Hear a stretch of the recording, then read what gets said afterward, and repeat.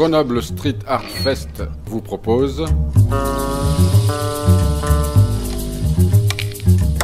Pochoir sonore, une série de rencontres avec les artistes présents sur le festival. L'invité de ce numéro, Jabba.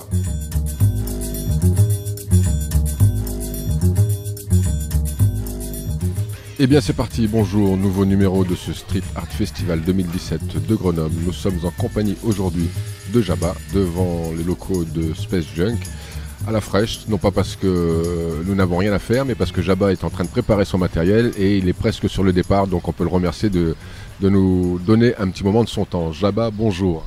Bonjour. Qu'est-ce que je dis? Jabba colombien, Jabba belge, Jabba asiatique, Jabba terrien? J'ai trop d'influence belge pour être un Colombien à 100% et j'ai jamais réussi à être un Belge en étant Colombien. Donc non, je me sens étranger un peu partout où je vais, donc c'est bien. Je suis citoyen du monde, comme on dit, ouais. Tu vis de partout en fait? Je suis né à Arménie en Colombie, c'est une ville qui s'appelle Arménia, c'est en Colombie. Et là maintenant, oui, je vis à Singapour. La différence entre la Colombie et Singapour, ça a été un coup de masse derrière la tête ou tu savais où tu allais?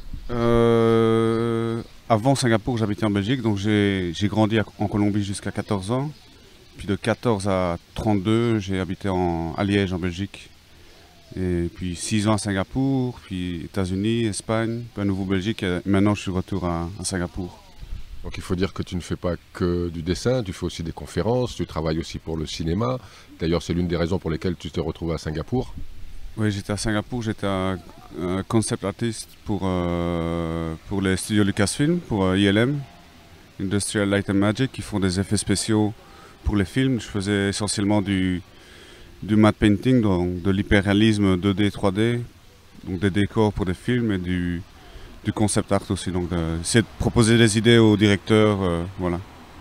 Alors j'ai pu aller voir sur le net les travaux que tu as effectués, ça me fait penser à quand même de la science-fiction, non?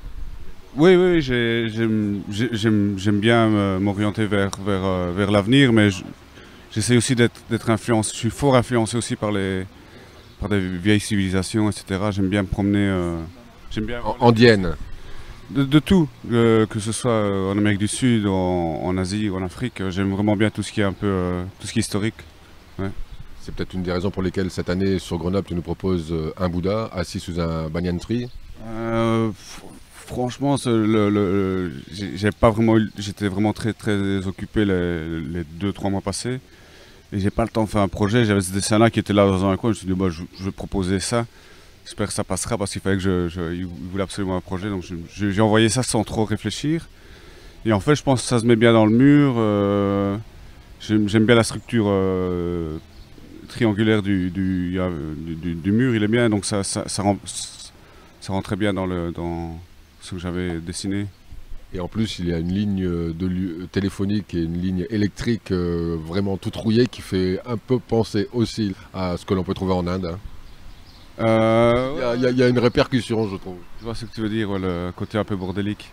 Je pense que l'idée du Bouddha enveloppé par le banyan tree, c'est il y a un endroit près de Bangkok, en Thaïlande, où il y a un arbre comme ça qui a enveloppé une tête d'un Bouddha et vraiment qui sont enroulés autour. Et c'est un truc assez connu. Je pense que c'est ça qui m'a un peu orienté. Alors dis-moi, Jabba, qu'est-ce qui t'a amené au dessin au départ? Toi, tu viens peut-être de la littérature, tu viens du dessin à proprement dit, tu viens d'un autre type artistique?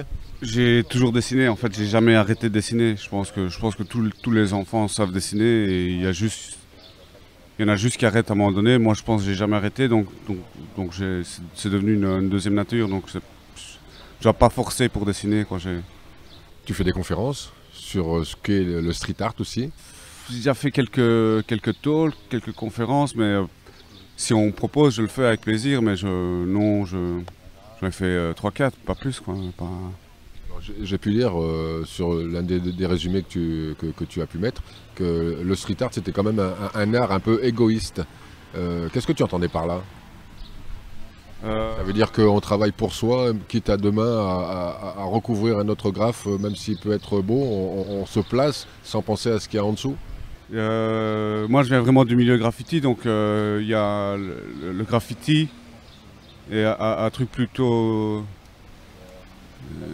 méritocratie, tu vois. C'est plus l'effort que tu fais. Il n'y a pas de mensonge possible. Je pense que dans le street art, il y a moyen de tricher à fond. Il y a moyen C'est-à-dire, de pas forcément. On va dire, il suffit juste d'avoir un rétroprojecteur et c'est fait, quoi. Après, tu te reportes en grand un dessin que tu as fait chez toi, une illustration, machin, et puis je pense un peu trop facile. Et par rapport aussi à l'effort fourni par plein de graffeurs depuis des générations, hein, finalement. Il y a très peu vraiment de gens qui ont un vrai CV, qui sont mis en avant dans le milieu street art ou qui arrivent à faire le virement vers un truc qui est plus accessible aux gens, plus illustration, etc. Bon, voilà, moi j'arrive plus ou moins à le faire, mais j'aimerais autant faire que du lettrage. Si c'est vraiment choisir, ouais. c'est ce que tu peux faire, toi. Je trouve quand même que lorsque tu fais une fresque, il y a quand même une histoire à lire dedans. Ouais, mais pour moi, c'est vraiment. Je prends plus mon pied à faire du lettrage, tout simplement. Je pense il y a aussi beaucoup de boulot, beaucoup de bouteilles là-dedans, dans la recherche calligraphique depuis des années, quoi. Donc, c'est un truc qui peut être fait aussi totalement freestyle, donc c'est beaucoup plus libre. Et je pense que ça a ses codes et ça a des trucs qui fonctionnent bien et qui peuvent être appréciés aussi, mais bon, c'est pas évident. Les gens, ils préfèrent tout simplement un truc qui leur est familier, quoi. Ce Siddhartha, ce Bouddha que tu as mis sur cette fresque, en plus ça tombe bien, c'est juste à côté d'un petit parc. J'ai pu rencontrer ce matin aussi des personnes de tout âge qui s'arrêtaient, qui regardaient, qui trouvaient vraiment cette image, cette iconographie à cet endroit-là, super bien, quoi. C'était une continuité de l'espace végétal qu'il y avait juste à côté. J'essaie toujours un peu de trouver une symbiose entre la texture du mur, l'endroit et le sujet. Et je pense que ça va marcher. Après le mur a plein de textures, du volume, etc. Donc c'est un peu challenging. Putain, je parle comme Van Damme, tu vois. Je mets plein d'anglais, je suis désolé. Je suis aware, tout va bien. Mais non, mais c'est parce que ça fait 6 mois. Parce que t'es belge aussi. Mais non, ça fait 6 mois que je pense, je réfléchis, j'écris en anglais et du coup, j'arrive pas à faire la transition. Normalement, tu bosses tout seul, tu bosses avec quelqu'un quand tu es sur des fresques aussi longues, voire même plus longues. Ouais, je bosse tout seul, il n'y a pas de problème. Mais s'il y a si je peux avoir l'assistance, ça peut être cool aussi, quoi. Ça accélère ça accélère le boulot. En règle générale, tu fais quoi? Tu peins la journée, tu peins le soir, tu peins la nuit, tu peins quand tu te lèves le matin. Quelle est la meilleure période pour toi pour peindre en journée? Le matin, je pense que c'est bien, mais ça dépend le soleil comme il est mis. Là, par exemple, il fait super chaud, donc là, je vais bien suer, là, je pense, cet après-midi. Et sinon, ouais, le soir, c'était plutôt cool, là. Le climat est meilleur. Habituellement, tu travailles vite, tu prends ton temps, comment ça se déroule? J'aime bien bosser vite, ouais. J'aime bien quand ça trace, quoi. Tu restes dans l'esprit du graffeur de base. Mais il faut que ça reste spontané, tu vois. Donc, Ça veut dire que lorsque tu arrives face à un mur, tu démarres à la bombe peut-être noire, tu fais tous les traits principaux et ensuite tu engages la couleur et tu débites. ouais, voilà, plus ou moins, ouais. Sur une fresque comme celle-ci, tu as imaginé combien de temps de travail? Je pense en tout 3 jours. C'est rapide ou d'après toi c'est plan peinard quoi? Non, un mur comme ça, si tu veux le faire vite, il y a moyen de le faire en un jour, mais enfin une douzaine d'heures, je pense, 12-15 heures, c'est jouable. Mais là, je prends mon temps, hein. Là, je vais vite, mais je ne suis pas non plus un malade mental, donc je prends un peu plus mon temps maintenant, ouais. Alors dis-moi, comme tu es belge et qu'on entend ton accent belge et que tu as des réminiscences de Van Damme dans certaines de tes expressions, comment se porte le graphe en Belgique? Très bien, je pense, ouais. On a une super scène sur les trains pour le moment. Je pense que c'est un des pays en Europe qui est le mieux retourné. Enfin, les trains sont bien peints. Il y a une belle scène. Il y a plein de gens qui viennent de l'étranger peindre des trains justement, je pense. Ouais, je pense que ça crée une bonne dynamique, plein d'influences qui viennent de partout, qui se mélangent au style en Belgique. Et ouais, il y a plein, ça se passe quoi, ouais, je pense. Et à Singapour, plus difficile les fresques sur les murs ou plus facilement interdites? Ben, à Singapour, tu ne vas pas les peindre des trains par exemple. C'est plutôt là-bas tu risques des bonnes peines de prison. Si tu peux être aussi, tu reçois des coups de bâton, etc. Ouais, c'est tendu. Et puis après, tu te fais jeter du pays, tu ne peux plus retourner. Donc moi, je ne prends pas des risques à faire de l'illégal à Singapour. J'arrive à faire la part des choses. Donc si j'ai envie de faire de l'illégal, je peux. Genre en Indonésie, en Malaisie, Kuala Lumpur ou Jakarta, c'est plus cool, quoi. Ouais. Alors, je disais en début d'interview que tu travaillais aussi pour le cinéma, pour George Lucas Film, en tout cas J'ai bossé pendant 3 ans, je bosse plus avec eux. Donc j'ai bossé pendant 3 ans, j'ai bien aiguisé mon regard par rapport à plein de trucs, c'était très bien. Bonne école. Quel était ton rapport au cinéma? C'était essentiellement du dessin, du scénario, de l'aide technique? Non, c'est vraiment de la production, donc c'est-à-dire que on reçoit des shots, des rushs qui sont bruts et souvent les acteurs sont filmés sur un fond bleu ou vert et il faut remplacer ça par un décor de ville ou un paysage, peu importe.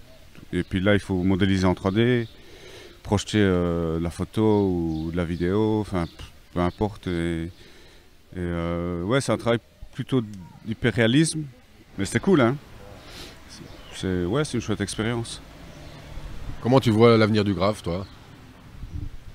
Par rapport à ce que tu as fait quand tu as démarré, aujourd'hui tel qu'il est présenté sur les murs des villes, puisque maintenant c'est un peu plus institutionnalisé lorsque les municipalités veulent investir sur des grandes fresques, et puis aussi le dessin qui t'a permis d'aller voir le cinéma. Est-ce que l'avenir du graphe c'est le numérique, ou est-ce que ça restera quand même un support, un vrai support mural? Je pense que c'est des tendances. Je pense que effectivement maintenant, à cause de la médiatisation, le graffiti maintenant fait partie du street art. Et je pense pas que c'est une bonne chose parce que ça. J'aime bien quand le rapport est sincère, et je pense que les gens qui font l'effort de peindre la nuit, de prendre des risques, etc. Ils vivent un truc qui est plus intense, plus vrai. Parce qu'en fait, quand tu peins, quand tu fais du vandal, de l'illégal, en fait, tu vis vraiment t'as vraiment un sentiment de liberté. L'adrénaline? C'est pas l'adrénaline, c'est le sentiment de liberté. C'est que t'es dans ton propre monde, tu crées ton truc et tu t'en fous du reste. Et je pense que c'est très bien comme ça. Et je pense que c'est ça qui plaît, les gens qui peignent des trains et tout ça, c'est pour ça, quoi. Tu vis ton monde, tu vis dans ton univers, et c'est un truc qui est plus proche je sais pas moi, du skateboard, du surf ou des trucs comme ça. C'est un mode de vie. Et je pense pas que c'est le cas pour le street art. Je pense que c'est pas du tout le même rapport. Ouais. J'aime bien que les gens fassent l'effort d'aller taguer, d'aller faire des vlogs, d'aller peindre des trains, des métros. Enfin, c'est plus vrai, tout simplement. Jabba, si on voulait aller voir quelques images de tes principaux, ou en tout cas de tes travaux que tu as fait un petit peu dans le monde, de quel côté on peut s'orienter sur le net? Ben, maintenant, j'utilise surtout Instagram pour monter mes dernières prods. J'ai un site web, mais j'actualise une fois tous les 2 ans, donc c'est toujours un peu en retard. Mais sur Instagram, c'est Didier Jabin Mathieu. Voilà, c'est ça, Didier Jabin Mathieu. Ben, je te remercie, je te dis bienvenue à Grenoble et à très bientôt, j'espère. Merci Bruno.